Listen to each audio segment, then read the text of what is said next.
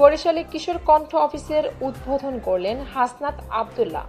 বরিশালের কিশোর কণ্ঠ foundation office উদ্বোধন করেছেন জাতীয় নাগরিক পার্টির এনসিপি দক্ষিণাঞ্চলের মুখ্য সংগঠক হাসনাত আব্দুল্লাহ। শনিবার রাতে বরিশাল নগরীর বগুড়া রোড এলাকায় হোসেন মঞ্জিলের কার্যালয়টির উদ্বোধন করেন তিনি। এর আগে একটি সংক্ষিপ্ত সভা হয়। সভায় হাসনাত আব্দুল্লাহ তার শৈশবের সাথে কিশোর কণ্ঠ জড়িয়ে আছে বলে জানান। পাশাপাশি কিশোর কণ্ঠের সফলতা কামনা করেন। এ সময় সাংবাদিকরা নির্বাচনের পরিস্থিতি ও বাংলাদেশ ক্রিকেট দলের বিশ্বকাপ খেলতে না চাওয়ার বিষয়ে তার প্রতিক্রিয়া জানতে চাইলে তিনি কোনো মন্তব্য করেননি। এ সময় কিশোর কণ্ঠের সাথে সংশ্লিষ্টরা উপস্থিত ছিলেন।